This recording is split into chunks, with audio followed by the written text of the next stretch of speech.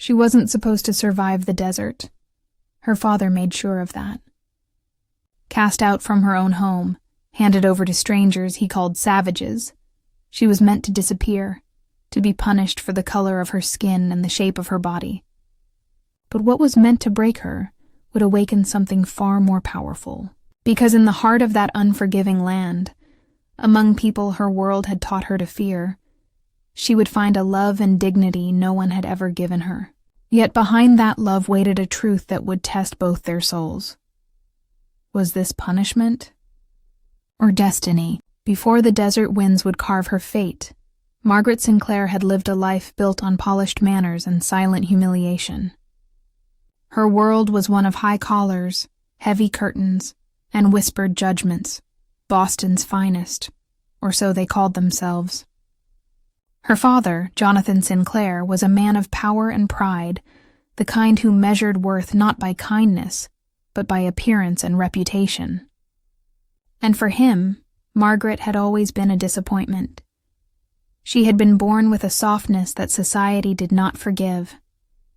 Her body did not conform to the fragile silhouettes expected of young women in their corsets and lace. In parlors, she was the shadow behind prettier cousins. At dinner tables, her laughter was often met with a quiet cough from her father, a signal that she had spoken too loudly, smiled too freely, existed too much. Her mother had died young, leaving Margaret alone in a house filled with portraits of thin, perfect women. Every painting seemed to remind her that she was not one of them. Still she tried. She read endlessly, embroidered delicate flowers onto white linen, and attended every social gathering her father demanded. But no amount of grace could mask the truth. She was the daughter he was ashamed of. Yet beyond her discomfort, there was something in her, something restless and quietly defiant.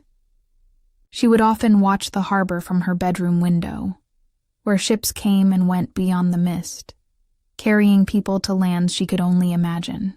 In the evenings, she'd write in her small leather journal about freedom, about love, about being seen for who she truly was. She wrote of deserts she had never seen, stars unhidden by smoke, and skies not owned by anyone. But fantasy could only protect her for so long. When her father's business began to crumble under bad debts and worse decisions, he needed someone to blame. Margaret's presence had become a symbol of his failures, a constant reminder of a family line he believed had weakened. Rumors began to circulate. That Jonathan Sinclair was desperate, that he was considering alliances with new investors pushing westward into the territories. Those men spoke of land, mines, and expansion, but behind every conversation was the quiet hunger for control, of land, of people, of image. One night, over a dinner that felt colder than the silverware, Jonathan told his daughter that she would be leaving Boston. His tone was calm, final, the way a man speaks when he's already decided someone's fate. He claimed it was for her own good, that she would learn humility in a place where her name and looks meant nothing. She didn't understand, until she saw the letter. It was sealed and stamped for a trading post near the Arizona frontier. A name was written in rough ink, Hawk. A man Jonathan described as half-blood, half-savage, someone who had agreed to take her in. He said the arrangement was fair. He said it was what she deserved. Margaret couldn't breathe. She tried to speak, to ask why, but her father's eyes turned to stone. He didn't look at her like a daughter anymore. He looked at her like an inconvenience being removed. By dawn, she was placed into a carriage bound for the west, her belongings reduced to one trunk, her name carried away by gossip. The journey was long and brutal. The roads turned to dust, the air to heat. Her pale skin burned, her body weakened, yet inside her something began to shift. The farther she moved from Boston, the less she felt the weight of its judgment. At night, under endless stars, she realized how small her father's world had been. Still, fear lingered. Who was this man she was being sent to? What did her father truly mean by take her in? And why would anyone agree to such an arrangement? By the time the stagecoach rattled into the outpost, the sun was a burning coin in the sky. The driver wouldn't meet her eyes as he unloaded her trunk. Around her, rough voices filled the air. Traders, soldiers, men with guns at their hips. Beyond the wooden buildings stretched the open desert, red and gold and merciless. Then she saw them, figures on horseback, dark against the horizon. Among them rode a man who sat with quiet authority. His hair was long, his gaze steady, unreadable. The townsfolk watched uneasily as he approached. They called him Hawk. When his eyes met Margaret's, she felt something she couldn't name. It wasn't fear, not entirely. It was the shock of seeing someone who looked at her without pity or disgust. Yet beneath that moment of calm was an undercurrent of danger, of something shifting in the air around her. A man she had never met was now the keeper of her fate. And as he extended his hand to take the reins of her horse, Margaret understood one thing with chilling clarity. Her life, as she had known it, was over. The Boston girl had been left behind in the dust, and whatever awaited her in this vast, unforgiving land would test not just her strength, but the meaning of her humanity. Because out here, survival wasn't about who you were born as. It was about what you could become. The first days in Hawk's world were like stepping into another planet, one that spoke a language of silence, wind, and eyes that watched her from a distance. Margaret was not welcomed, not really. She was tolerated. Among the Apache, she was something between a burden and a question mark. They did not understand why this pale, frightened woman had been left at their doorstep, nor why Hawk, a respected warrior, had agreed to take her in. The camp was alive with motion, women grinding maize, children laughing as they ran barefoot across the sand, men sharpening spears beneath the crimson dusk. It should have been beautiful, but Margaret felt every glance like a blade. She could hear the whispers, soft but heavy with meaning. White woman, gift, punishment. She didn't know the words, but she understood the tone. At first, she tried to make herself invisible. She stayed near the edge of camp, helping with small chores, mimicking what the others did. Her soft hands blistered quickly. The sun punished her skin, the dry air cracked her lips, and the nights froze her bones. But beneath the hardship, a strange sense of calm began to bloom. There was no mirror here to remind her of her shape, no father's voice to remind her of her failures. The people did not smile at her, but they did not sneer either. Still, prejudice found her, even here. The white settlers who passed through the outpost looked at her with disgust, calling her a traitor, a disgrace. They spat near her feet when she came to trade, whispering that she had gone native. To them, a white woman living among Apaches was worse than death. It was a betrayal of blood. But what stung most wasn't their hatred. It was the way they spoke to Hawk when she wasn't close enough to hear.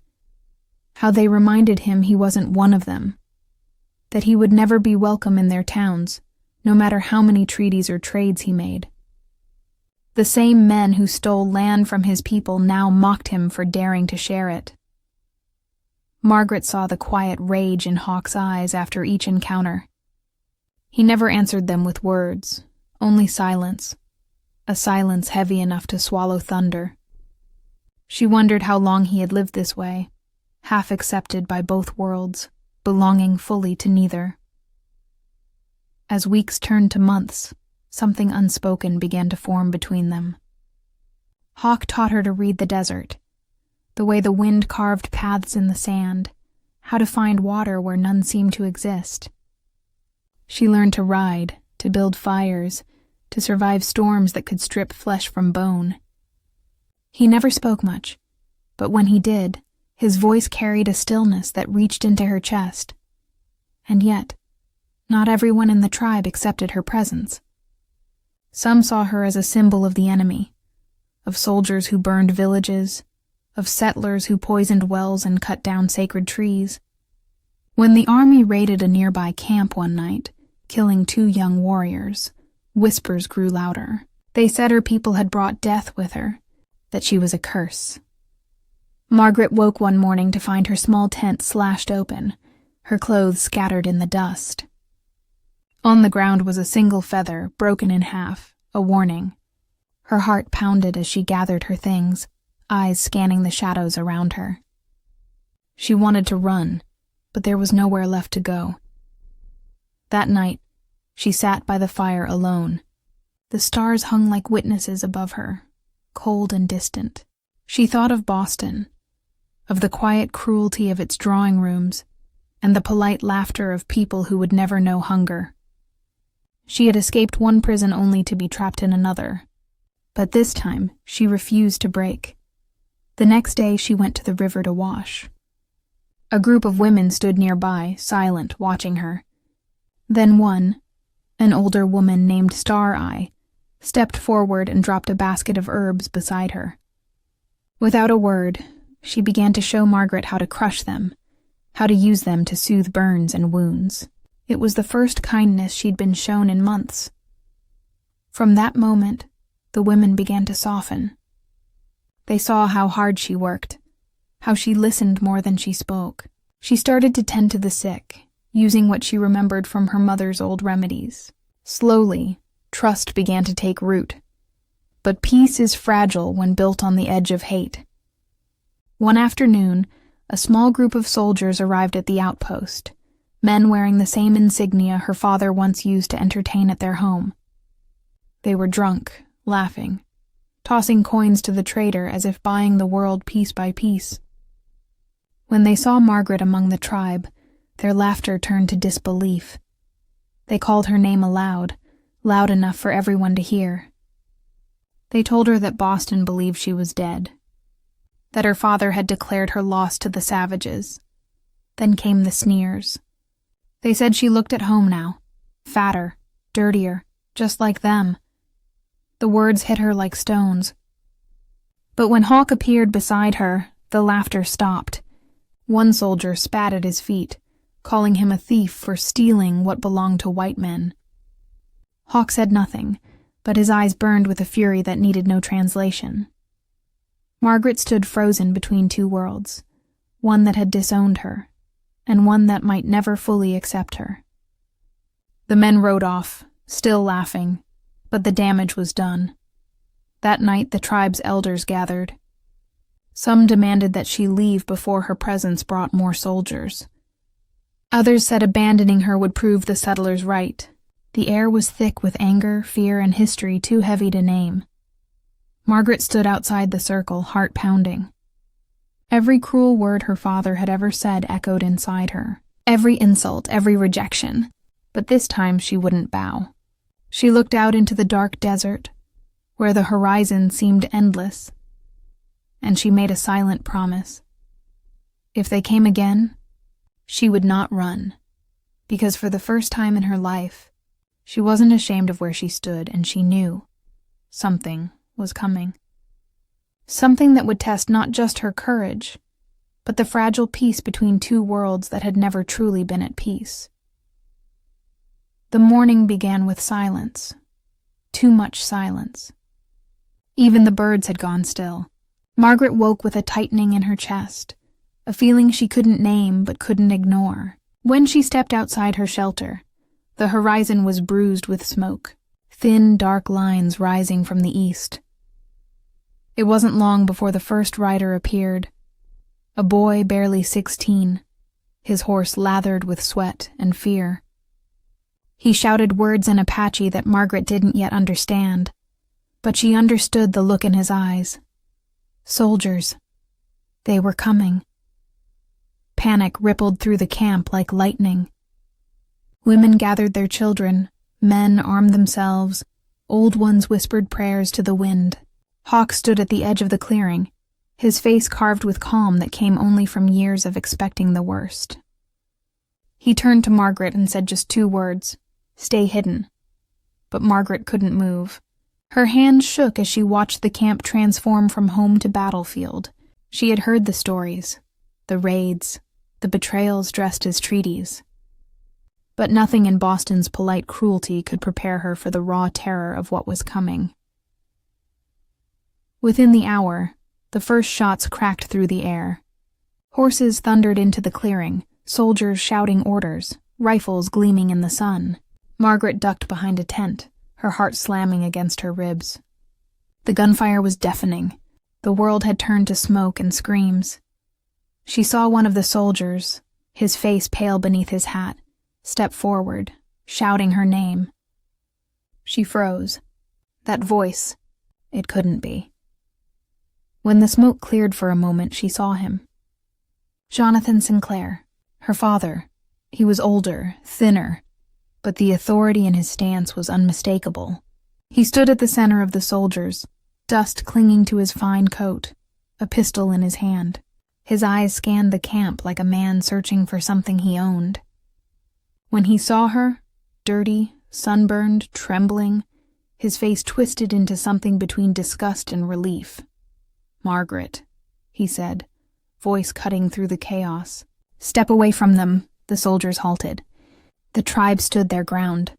Hawk emerged from the shadows, bow drawn, his expression unreadable. The air crackled with tension, two worlds staring each other down.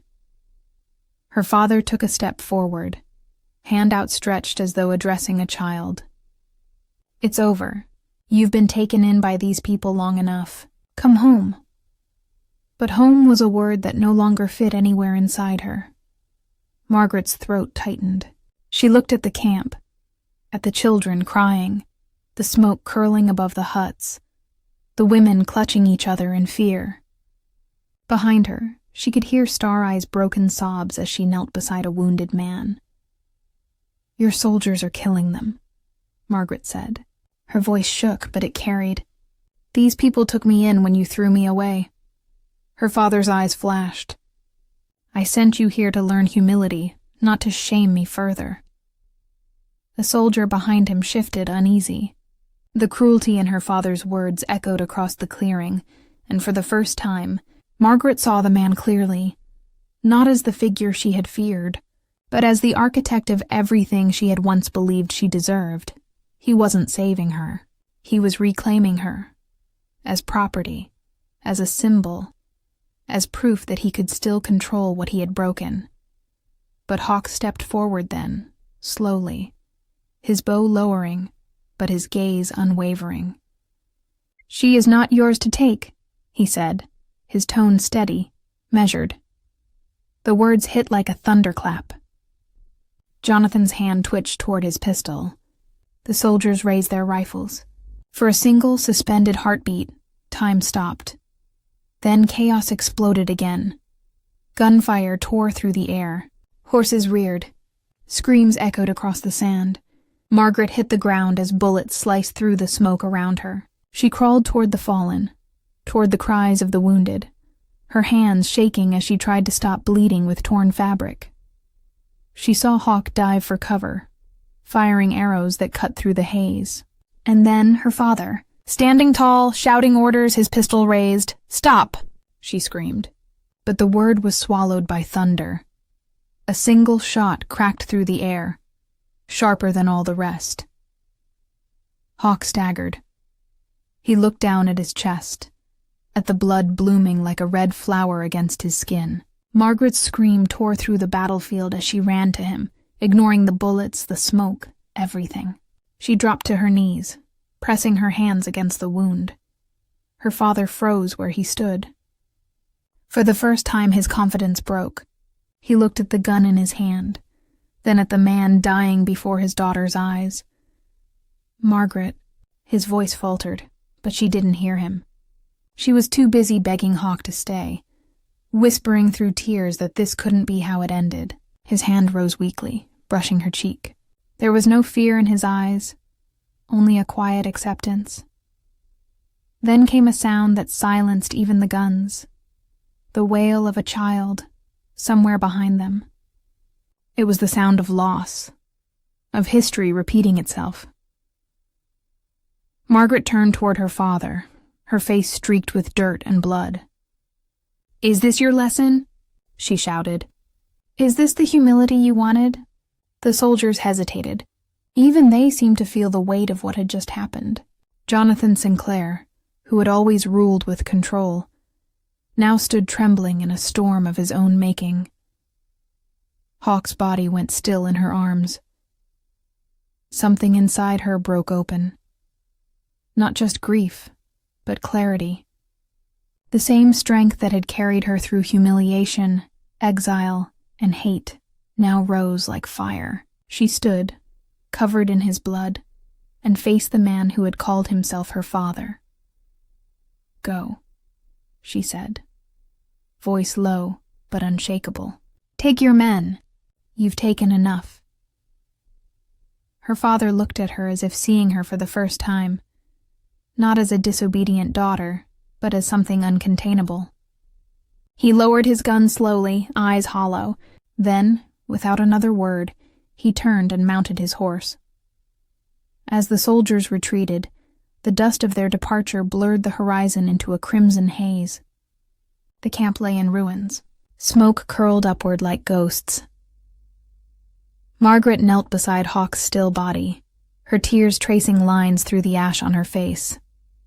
Around her, the tribe moved in silence, gathering the fallen, mourning what could never be replaced.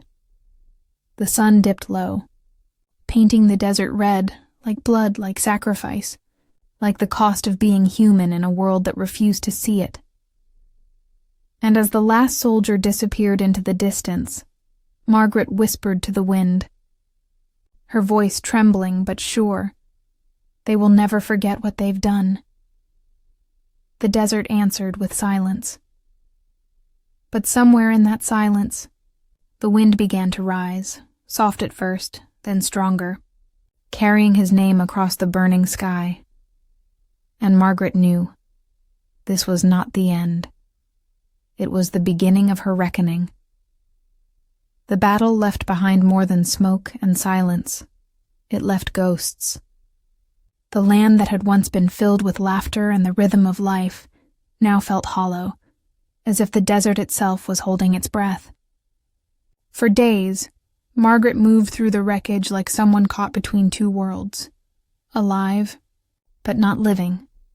They buried Hawk at dawn, beneath a tree that grew crooked from the wind, its roots clutching the red earth like memory refusing to let go. The tribe sang softly, their voices weaving grief into something sacred. Margaret stood among them, her dress torn, her hands trembling, her heart heavy with the knowledge that she had survived what love could not. As the sun rose, she placed a single feather on his grave, the same kind the children had once braided into his hair before hunts. It was her promise, her gratitude, her goodbye, but grief was not enough. The soldiers had left destruction in their wake, burned shelters, wounded elders, children without parents.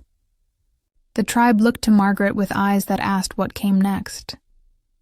For so long she had been the one who didn't belong, the outsider, the unwanted. But now, in their shared loss, she saw no divisions. She saw only people stripped bare by cruelty, yet still standing. She began to work, tending the wounded, rebuilding what could be rebuilt. Star-Eye stood beside her, teaching her songs to calm the dying, herbs to soothe pain. Days blurred into weeks, and Margaret felt something shift inside her.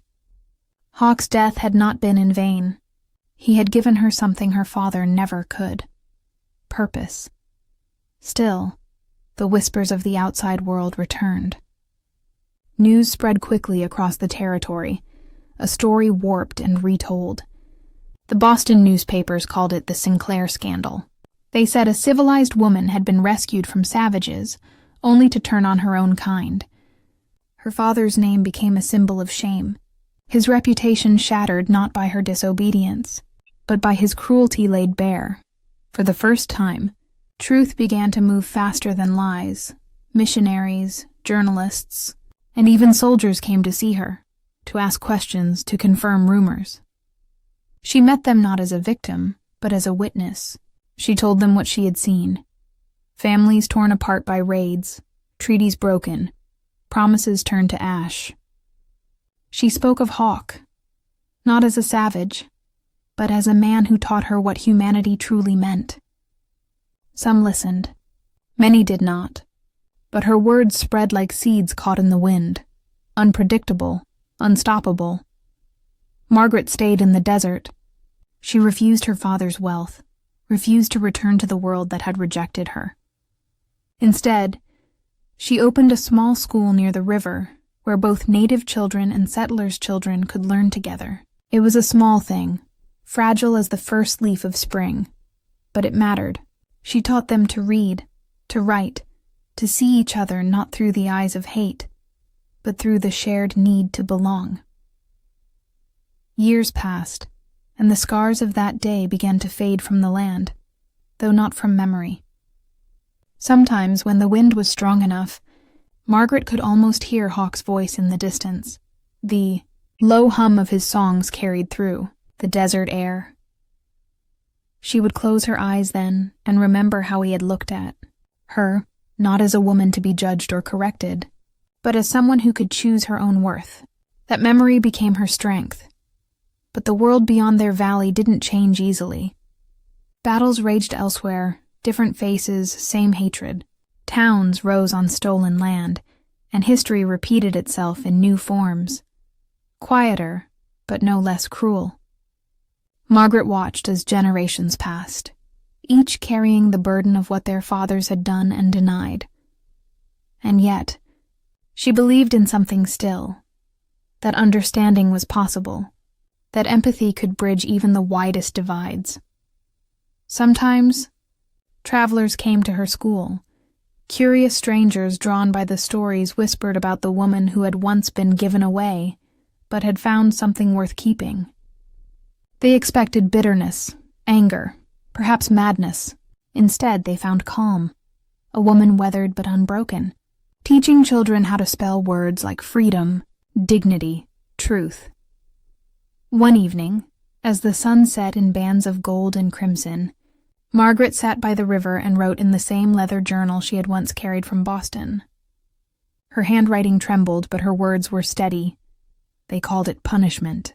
But what my father sent me into was not exile. It was awakening. I was meant to disappear in this desert. Instead, I found the truth of who we are when all the illusions fall away. We are not the names they give us. We are not the shame they pass down. We are what we choose to protect, what we refuse to hate. She closed the journal and looked up at the endless sky. Stars spilling over the horizon like promises not yet broken. The same stars she had once dreamed beneath as a lonely girl in Boston, but now she understood what they meant. Not distance, but connection. Every light in that sky was a reminder. The world is vast, but pain and hope both find their way across it. Margaret never saw her father again. Some said he died consumed by guilt. Others that he returned to Boston and pretended none of it had happened.